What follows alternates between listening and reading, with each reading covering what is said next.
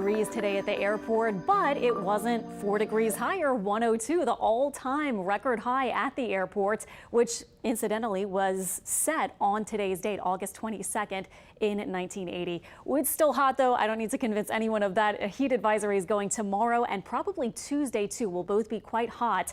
But then we will have a little higher chance for rain midweek. That should bring our temperature down at least a touch.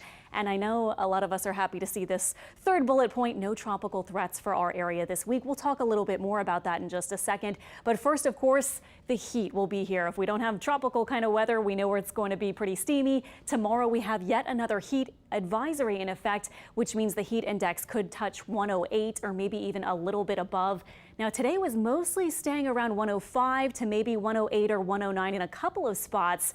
But again, we're looking for a lot of heat and just not a lot of cooling rain today or tomorrow. Little higher chance perhaps tomorrow and Tuesday, but it's just going to be the spotty storms. Currently, we're way into the 90s still. Our feels like temperature well into the triple digits in a lot of spots. And then here were today's highs. Again, 98 at the airport. Other spots got as high as about 93 at the lakefront, Belle Chase and Homa.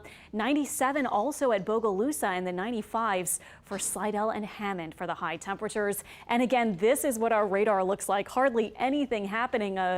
Kind of small cooling shower for any boats, I guess, that happen to be way south of Homa right now.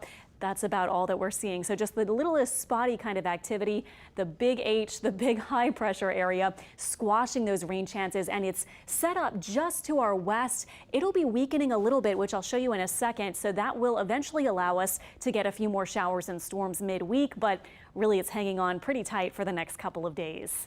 Next few hours in New Orleans, if you have Sunday night plans, we'll be dropping through the 80s, still feeling like the 90s. Tonight, mainly dry, North Shore and South Shore lows in the upper 70s. And we have a nearly full moon. We had the pretty blue moon last night, officially full early this morning at 7 a.m. So look outside tonight. Moon rises at 8:09.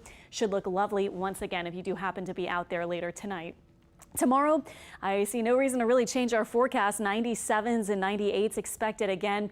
Your local weather expert forecast for Ashland. You're looking for about 96, 97, 98, feeling easily like close to 110, maybe 105 to 110, and just a few spotty storms tomorrow. We'll keep the rain chance near 30%.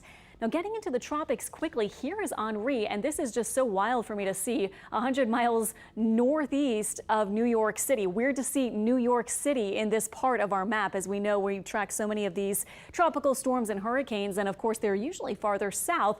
Not unheard of, though, at all to have a storm in this area. Just, you know, a little more unusual than what we typically see with those hurricanes and tropical storms this time of year firing up much farther south. But Henri now is just barely holding on to a tropical storm status, weakening a lot, but still bringing rain and will eventually get pushed out off to the east as we get into late Monday and Tuesday. So here's what we have going on in our area. The steering pattern and really the upper level winds. First of all, here's the big high in the next couple of days, keeping us hot. Then it starts to weaken. So Wednesday and Thursday will likely have more rain around, maybe a couple downpours. And you know that means it'll be less hot. Now watch what happens at the end of the week. We get a big high pressure area building in over from the east, and anything that we see develop as far as tropical systems would probably be blocked by this high.